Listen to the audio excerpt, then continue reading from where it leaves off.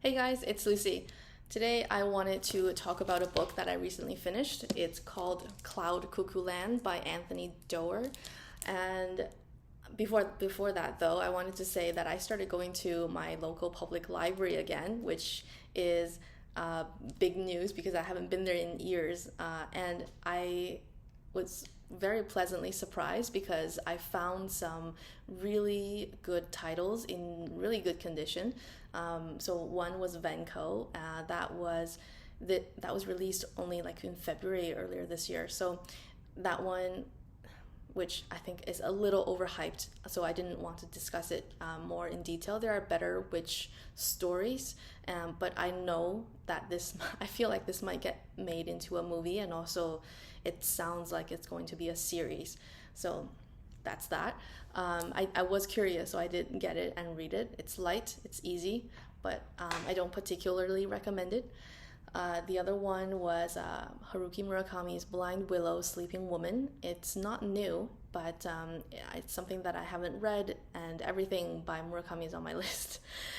So that one is a short stories collection, and for most of you who are aware of this Murakami spectrum that I spoke of, that you're aware of, this one lies more on the storytelling end and less so on the completely out of this world what is happening end of his range of works that we know.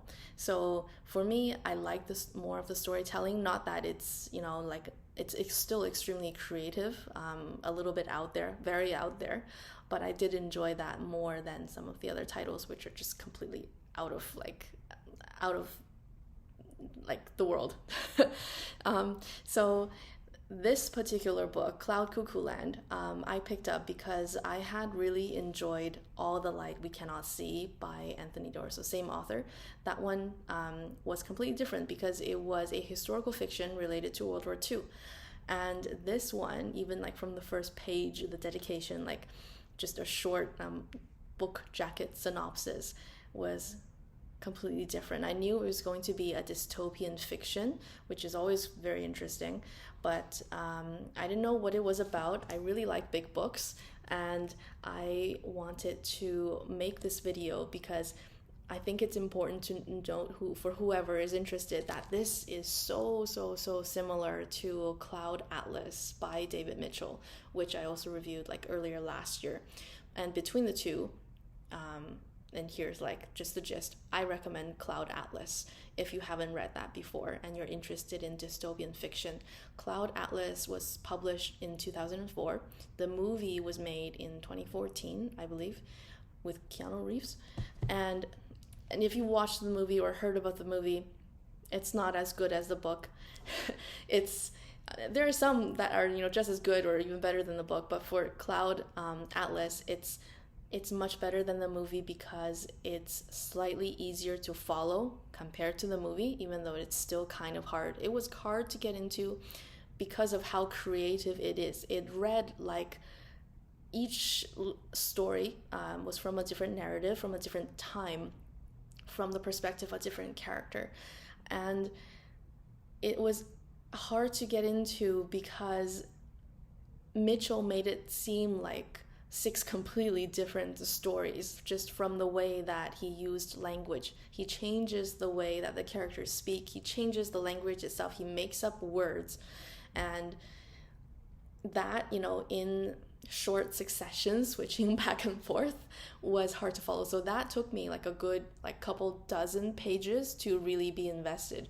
Whereas Cuckoo Land, same kind of language throughout, so it's an easier read, definitely easier to get into, easier to understand for people who are familiar with like reading stories from different perspectives. This is very easy to get into compared to Cloud Atlas, which requires, I think, a bit more effort, but I found it to be more creative, more rewarding once you are invested in the characters. That one had more of a theme in terms of the theme was very clear about the self-destructiveness of society and human greed, and how we are going to be our own downfall, like without saying it in those words in particular, but that was the gist, and it was clear, and it was more of a very theme-based type of book, whereas this one, the dystopia, like it's a slightly different dystopian world, but it's not as clear. The theme was not as clear, even though it is still kind of sprinkled.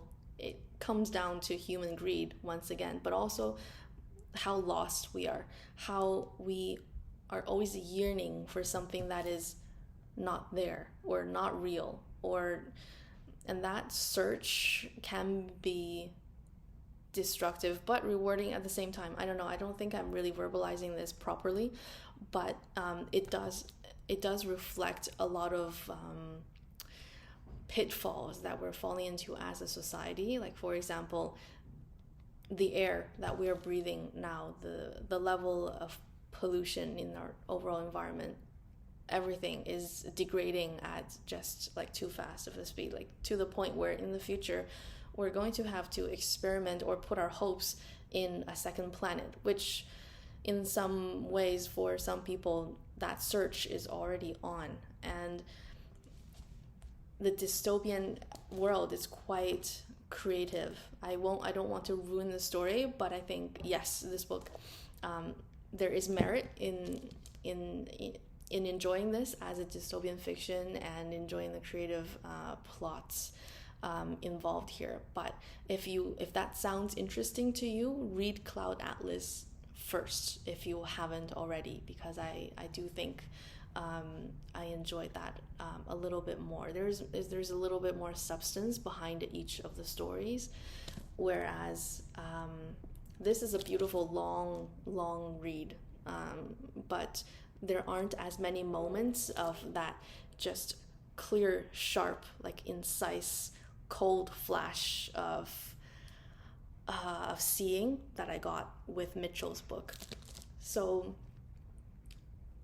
the last thing I wanted to mention about kind of related to Cloud Cuckoo Land is that if you read this and the character Omer rang like something in you, for people who like trees, who like nature, who value beings other than human beings, and understand that we are all part of this together, and that this idea of human superiority in some ways has led to how unsustainable our current lifestyles are, like as a population.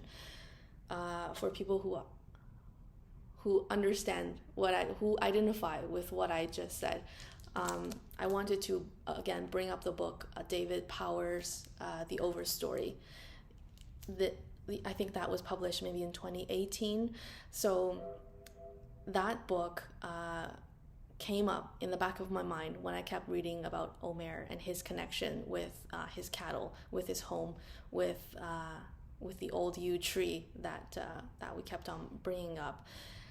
And a few days after I finished this book, CBC came up with a story, kind of like a follow-up with I think it was called the Fairy Creek protests. And Fairy Creek old growth forest is somewhere in Vancouver, near Vancouver in British Columbia. And it was just, I will just link that below. So that story and that whole event that unfolded was an exact version of what happened as described by David Powers in his book, which is a fiction book, but nonetheless based on, I think, real activities that had occurred in the Pacific Northwest. So the same thing happening in British Columbia now and in the past decades. Nothing has really changed, and it's extremely concerning. And I say this out of, I think, a desire for more awareness for people who are interested in this kind of topics, or think that it's important and are curious and want to know. These are real world problems that I have, that bother me. I don't know how to solve it.